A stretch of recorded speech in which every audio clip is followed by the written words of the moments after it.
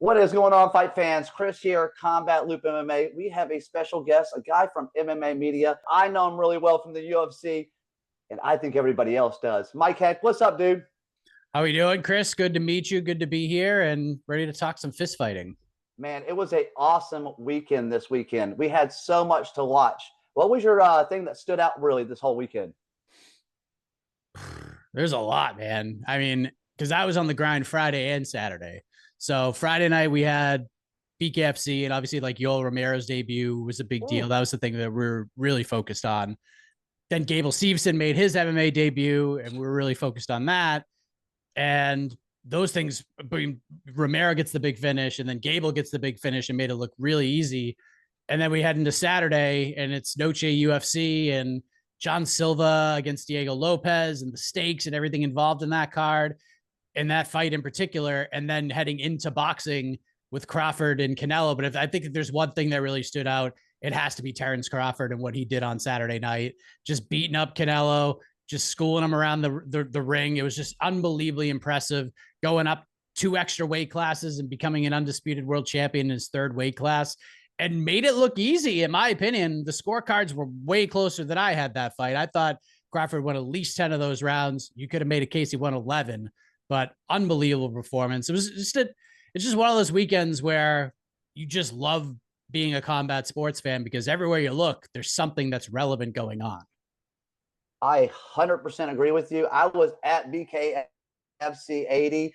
It was off the chain. We got Mike Perry, and getting to see him with Jeremy and them getting into it in the ring. I'm sitting there, I'm like, my jaw is dropping. Watching Canelo get schooled, and he got schooled by Crawford. And some people don't like it. They kind of look at it as boring. But when you watch the magic of it happening, no one's really doing that to Canelo. You watch Canelo's fights, I mean, no one does it to him. And Crawford made it look easy. And like you said earlier, I don't think it was as close as those judges made it. I thought it was at least at least six off of it, man. Like you said, 10 rounds, I'd say 6 or 7 rounds.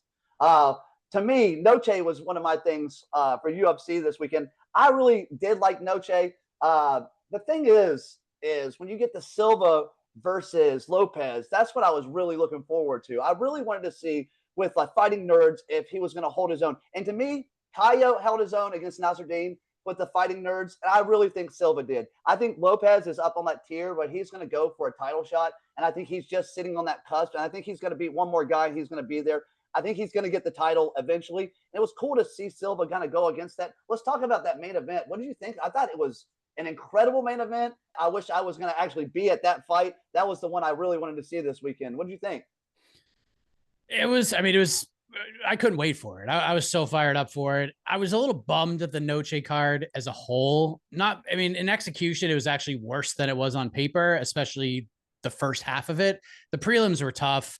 Seeing a Tatiana Suarez, Amanda Lemos fight, which is like a very high stakes fight in a division, and you're thinking, why is this on the prelims? And then you watch the fight and you're like, oh, now I understand why. And you're just like, man, like you just got lamped up by Zhang Wei Li. Like she just left the division. This is your chance to get back to a title fight, like a great performance. And you're probably fighting for the belt next against the Virna Jandiroba Mackenzie Dern winner. And it just wasn't the type of performance. She's going to have to fight at least once, maybe twice. So I was a little bummed by that. And then we get to the main card, and Santiago Luna was great. And then Alex Hernandez had a big win in front of his home crowd. And, the Jared Gordon fight, especially knowing what we know now, him getting hit by a friggin' car the day before, pretty insane. And he was probably up 2 rounds before he got finished in the third. And it's just so much happened. Like the Gaslam Stoltzfus fight was fun. And then we got to the main event. It just felt big. Like it felt bigger than I thought it was going to feel. Massive. And then John Silva pulls a Chris Weidman in a way and gets dumped on his back and just gets annihilated, 10-8'd in my humble opinion, and then survived. And I was like, oh boy, round 2 is going to be really fun. And it was even more fun than I thought it was going to be. I don't think this is the fight of the year. I saw a lot of people saying this is the fight of the year and there's no other options. I just don't think that's true, but very good fight. I think come end of the year, it'll probably be on my list of like the top 5 best fights of the year. Round 2 is probably the best round of the year without question. And yeah, now Diego finds himself in a really interesting position right now. As long as Volkanovski is champion, it's going to be a long road before he gets back to that. But Volk's getting older. Volk has lost not that long ago. And if Lerone Murphy or whoever gets title shot somehow wins the belt, I think Diego's in a really good place right now. So he's probably going to fight one more time, maybe twice, depending on how the division shakes out up the top. But yeah, Diego's a player. I think he probably learned a lot from the Volkanovski loss. And yeah, he's really good. Featherweight's just a really fun division, and he's one of the mainstays right now. 100% agree with you. I think Diego Lopez is going to be really close, especially when it gets to that time.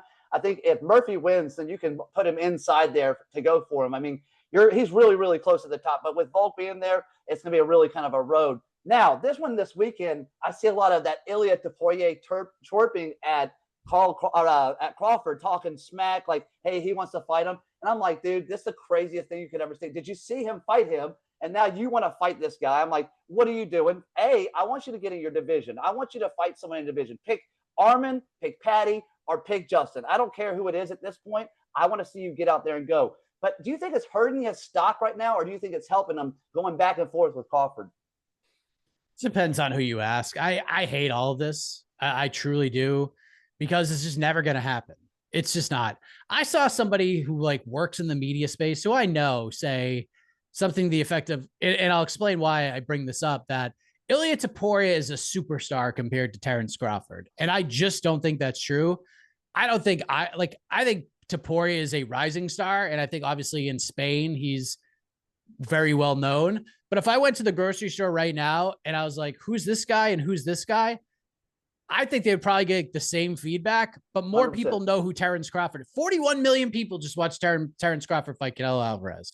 41 million people aren't watching Ilia Topuria fight anybody right now. I don't even know if 1 million people are watching Ilia Topuria fight anybody right now. And that's sort of just the state of the UFC business and the pay-per-view model that currently sits at least until the end of the year.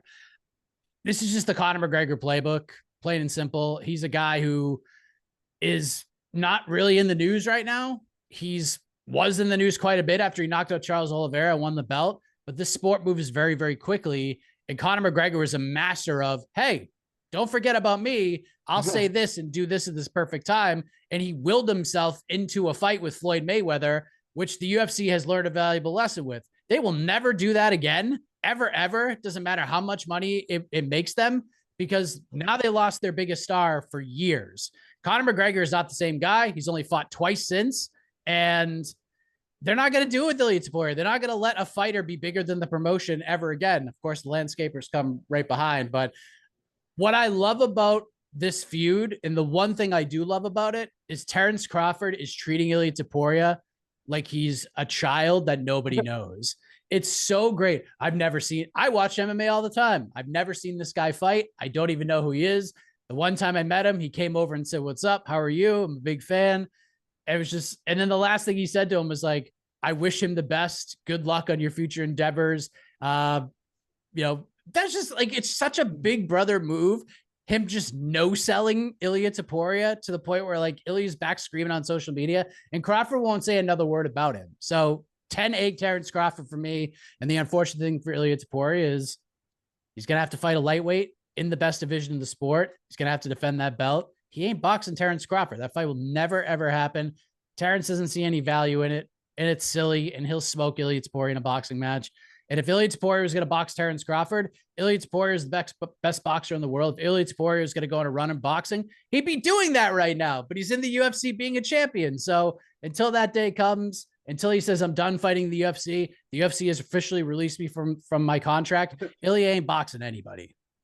A couple too many glasses of wine, like Crawford said. Maybe he's trying to get in there. I mean, you gotta stay relevant. It's all about what you've done for me lately. So I get it, I understand it, but I just want him in the division. There's a couple fights in there I really want to see. I was at 317. I saw the Oliveira nonsense, and I respect Ilia so much, and I respect Oliveira a lot too. So it would hurt me to watch Oliveira happen, but he's a rising star. He just needs to get that one. I want to switch kind of over to BKFC. I was there this weekend, BKFC 80. Man, I'm telling you, I've been around the UFC for a long time. I've been around a lot of different mixed martial arts. This thing is rising up through the ranks. I got to see Yoel Romero this weekend. I got to see Mike Perry. I got to see Jeremy Stevens. I mean, there's so many other people going up. We had a guy over, his name was Gary Fox from the UK. That guy made such a roar in the co-main event. I got to actually hang out with him all week and get to know him really well. The guy he fought, Edgar Plaza, the Dream Killer, that fight on the co-main event might have been, for me, one of the fights of the year for me already. 5-round just war. Tell me about what you think about BKFC, how it's rising up, and if you know anything about it. I like BKFC a lot. I'm one of the very first in the MMA media to really put a light on BKFC. I've always liked them. I've always liked their product. There are things that I disagree with, and I think there's things that they could do a lot better. But I tell fans all the time, if you have the chance to go to a BKFC card, you have to go. Like you just have to. And I say this all the time when people ask, like, what's the best event you've ever covered? What's the coolest card you've ever been to? The best fight week I've ever covered was BKFC 19. It was the Paige Van Zandt, Rachel Ostovich card. And it was just such a wild scene. Like that whole fight week, Britton Hart was fighting Jenny Savage, and those two like hated each other. They're going to do the one thing that kind of killed that week was they did like this whole influencer series of fights. And we thought they were going to be bare knuckle fighting, but they ended up having boxing gloves on. So that kind of annoyed the shit out of me. But they realized the mistake. They're like, we'll never do that again. If we do, it'll be without gloves. But yeah, they have big peaks and valleys. They have a super niche audience that will watch everything that they do. When I get put personally on BKFC duty, I love it because it's very easy to watch. Like maybe there's some scar tissue and some bloody fights and some things that happen that maybe make you a little bit squeamish. But in terms of, hey, we have 12 fights going on tonight, but we're just going to barrel through these fights as fast as possible. It's the best formula. Like you can never be real bored by a BKFC card because it just goes so quick. Just the next fight ends. Maybe they go to the back for a quick interview and then we got the next fighter coming to the ring. And it's great when they do that. I would like to see a little more consistency with the fight cards because we're not even going to cover it unless Yoel's fighting on it. Like Mike Perry and Jeremy Stevens, Frankie Edgar and Jimmy Rivera, like we're going to cover that card. Like that's a very big deal. Those are relevant names to the MMA space and they're intertwined in some way. Like Mike Perry is the biggest star in the history of the company. He's the face of the organization. And every time he fights, it's a very big deal. And there was a time not that long ago where Mike Perry is one of the biggest drawing fighters in in combat sports. Like anytime he fought, it was must-see TV. It was a big deal. The problem is they're just running out of guys for him to fight. And we've had to sideline him for so long. So I'm real curious to see what the viewership numbers are for BKFC 82. I'm very curious to see like the overall interest levels in it because it is happening on a very busy day. October 4th is a very busy day in combat sports. We got UFC 320 that night. And that's a friggin' heater of a card. Like it's a really good fight card. And this is going to happen like right before it. So will people tune in to have like the full on, hey, let's watch fights for 10 hours? Or are they just going to say, well, maybe I'll skip this one and just stay ready for UFC 320. Maybe I'll just watch the prelims of UFC 320 and not watch BKFC. Like I'm curious to see if Perry still has that oomph to him in terms of bringing eyeballs to the product. Cause I think he does. Oh yeah. And the Jake Paul fight kind of hurt him a little bit, but what has hurt him the most is the fact that he has been sidelined since April of last year. Like that's way too long to have the biggest star of your company sitting on the sidelines, your biggest drawing guy. So I hope he hasn't lost too much steam, or maybe it's just one of those situations. And I say this all the time. We can't miss you if you don't leave, but Mike Perry is just kind of a guy that you need around as often as possible. So I like the product. I think they're doing good things. We'll see how it all plays out. We'll see how much influence Conor McGregor has in the product, because I know him and David Feldman probably have two sort of somewhat different visions for the platform and for the organization. So yeah, I always like them. I don't know where they're at right now. I don't. But they battled, man. Everyone thought the Artem Lobov Paulie Malignaggi card was like, well, it's not going to get any bigger than this. And somehow, some way, they keep coming around and they keep putting on big events, and more people are watching them. And yeah, I want them to do great. There was a time where I thought they were the number 2 promotion in combat sports. I thought it was the UFC, and it was BKFC above Bellator, above PFL. There was a time where I felt that way. I don't know if I feel that way right this second, but maybe BKFC 82 will bring that all around and bring the excitement levels back up. I put them right there, man. I think they're the number two, and they're gaining up more. I think after this next weekend, they're doing the Manchester card this weekend, and then the following one, which I'll be covering. I'll be media that weekend out there. But they have some huge fights, like Jessica Borga versus Christine Ferreira. That fight's huge. Egger. I mean, you got a couple ones. And the thing about BKFC is that not like UFC. Like you can meet the fighters in the UFC, but there you really get to meet the fighters. You really get to see them after the fights and get to talk to them. And they're not so much untouchable. So I think it's a really cool place to be around. I think it's a growing sport. And as a media member, I love it. I think it's just been fun for me since I've been around. They treat me like a family member, man. Yeah, they're great. They have great staff, great people. Yeah. Bernie is the man, the PR legend himself. Love Bernie. He's great. Perfect guy. Is awesome. Yeah, Ed Cap does a lot of stuff for them as well. Ed's a legend in the PR game as well. So yeah, I mean they're doing the right things. It's just there's just so much happening right now that it's really hard to stay on top of the news cycle. And there were a couple of years where Mike was just running through dudes. He's fighting MVP and he's fighting Luke Rockhold and he's fighting Thiago Alves and he's just fighting these names. And like, oh, Mike Perry's in BKFC. He's fighting twice a year. And now we're approaching what? It'll be 18 months. Yeah. Since his last fight in BKFC. He's got to fight twice a year. They got to find opponents for him. I know it's not easy. I know it's tough to find big names, but I think they're kind of at a point now where after this fight, and I think he's going to beat Jeremy Stephens. He's just bigger than him and he hits harder and a little bit younger, a few less miles. But I think after this, like even Mike's told me many times, like, I want to fight like the champions. I want to fight. That's what I think he's doing next. Yeah, I want to fight the Josh Dyers. Like these are the guys I want to fight right now. Like, I know you want to bring in big names to put him up against, but at some point, like he's going to have to fight these dudes. Like he fought Julian Lane, and now all the other guys he's fought essentially are former UFC fighters who have like a little bit of bare knuckle experience. But Josh Dyer's been doing the bare knuckle shit for a decade. Like I covered his event when he fought for Ken Shamrock's one card that he put on. And I was like, holy shit, this Josh Dyer was the opening prelim. And he fought some poor guy that he just annihilated.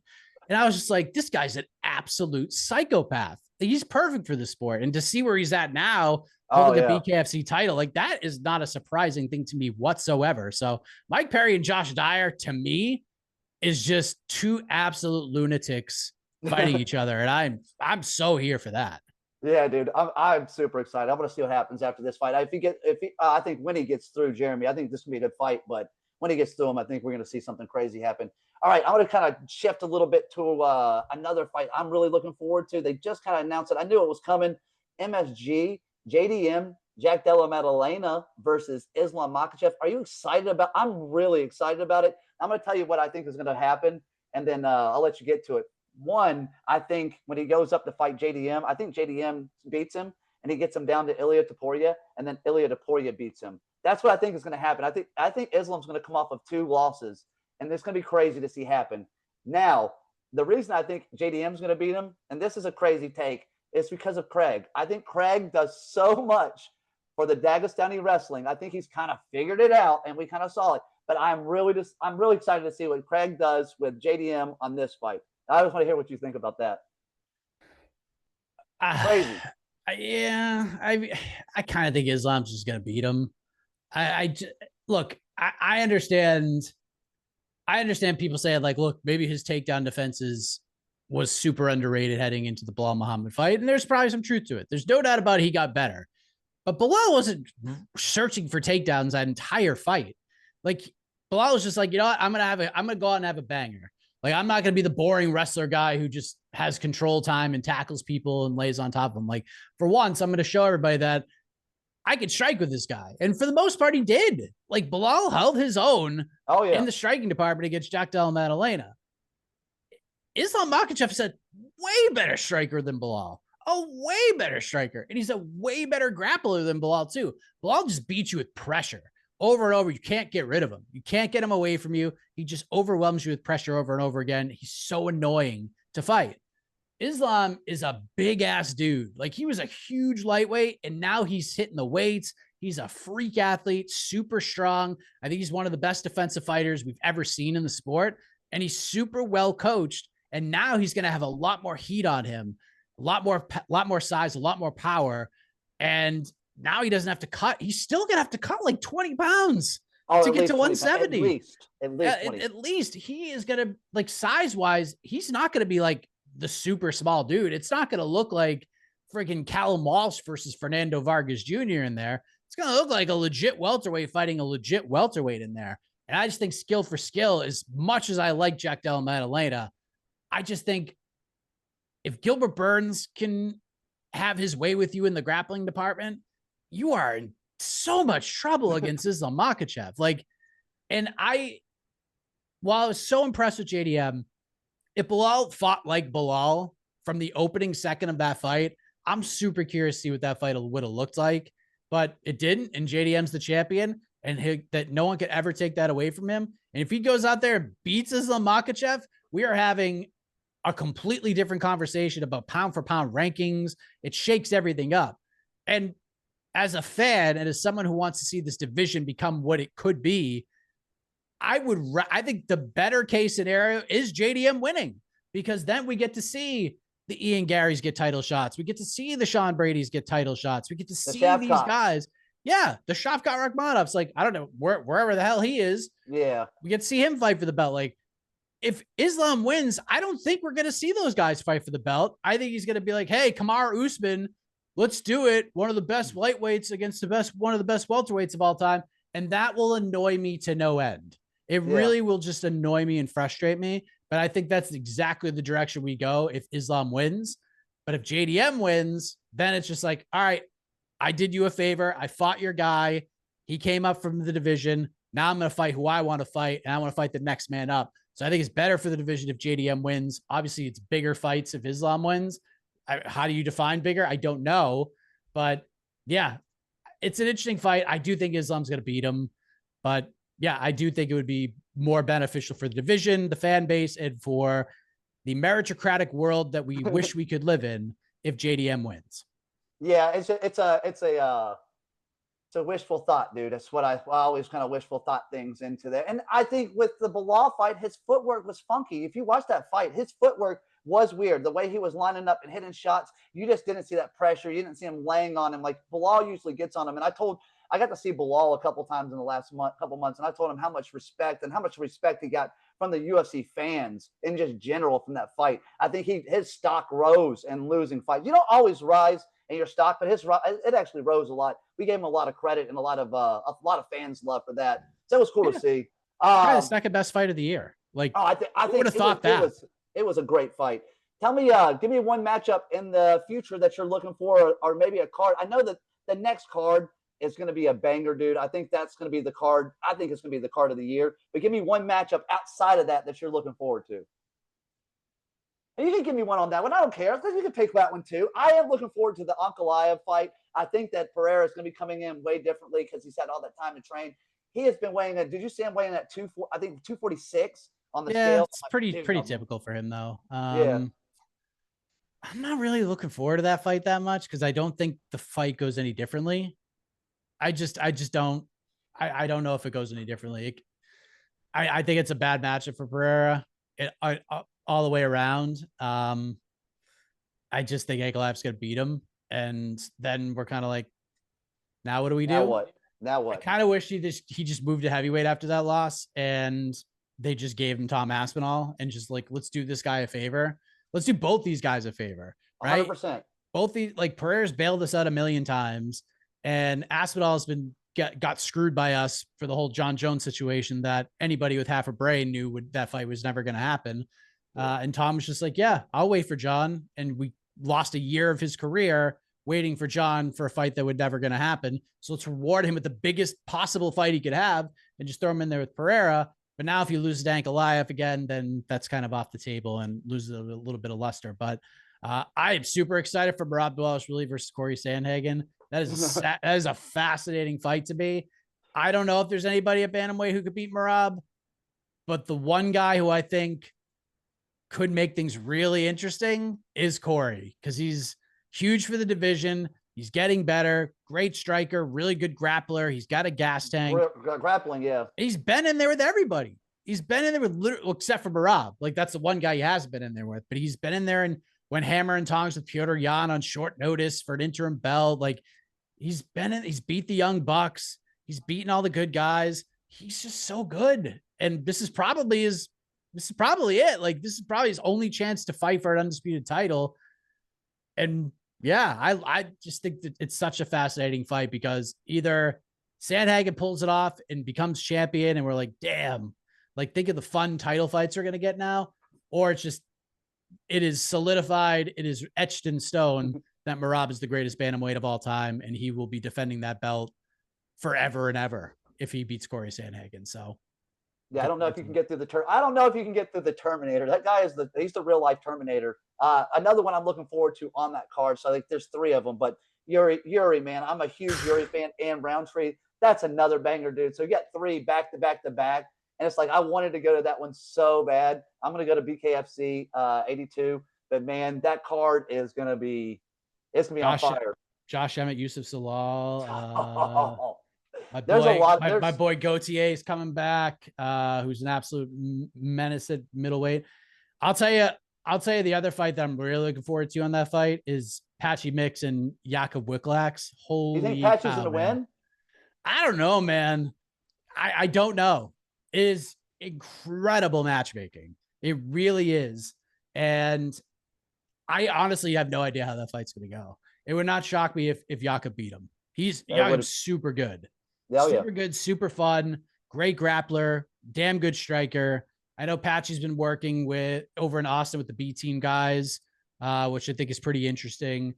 Apparently he's been real hungry since the loss. I'm just curious to see which Patchy we get for fight week. Are we gonna get the humble Patchy Mix who's just like, yeah, man, I'm gonna give my all and try to win? Or is it gonna be, yeah, this dude's a stepping stone and I'm just going to run through him and fight for the belt. And then if he loses, well, I took the fight on short notice. I had this, and that. So it is for a guy who's about to fight for the UFC for the second time. It's a must win. Like he has to win. If he loses, he is done. I don't know if they'll cut him, but like he ain't ever fighting for a UFC title. He's probably not even gonna be like a top 5 guy if he loses this fight. So for it, just so much on the line for Patchy Mix in this fight, and that's what makes it really interesting to me. I love seeing the other guys from other organizations come in too. It really spikes me. Like the Pico, I thought Pico was rolling pretty hard in that fight. He got caught pretty bad, but Pico, man, he was doing really well. But it's not done. The fighters coming in from other organizations like Bellator this year, especially, they have not done too well, and this usually not that well. I mean, you got Justin Gaethje, which has done really. Volkov is another one that's huge that came in. He's had a really good career coming from another organization. And then you got Kayla. I mean, Kayla is a dog. And I'm really looking forward to that Nunez fight. I think that one is going to be another good fight. Now, I got something for you real quick. So Manu the Great, he's one of our fighters down here. His name is Devin Pegg in Florida. So I'm a Florida dude. We got Nico Price. We got so many good guys around here. We have Baby Hulk that just fought in the Fort Myers gym. Those guys are all in the Fort Myers gym. But Manu asked, if you have one piece of advice for an up-and-coming fighter, what would you give him? And that's a hard one, dude, because I always like to give these hard ones for you. But he just switched. Manu just went from amateur. He's going to have his first pro fight. So, I'm someone I'm pushing really, really hard. He came from Street Beefs. This dude's awesome, man. Great personality, great guy. But I always like to ask them questions like, hey, if I'm going to ask this guy that's around MMA all the time, what do you think you should ask him? He's like, well, ask him what do you think. Right? What about this? So, I mean, it's kind of tough for me because like I'm not a fighter, so I haven't gone through what, in respect to him for going through what he's going through and getting into the fight game and trying to make it. I would say just like from me looking in, one, and I guess like this piece of advice is something I would give to like aspiring media members as well. Like get out there, do interviews, like learn how to do media. You don't have to be fake. you could be very successful just being who you are and being authentic, telling your story. Like once people see like, oh, this guy started in street beefs and now he's making a name in MMA, like people are going to want to talk about that. Like that is an interesting thing to talk about.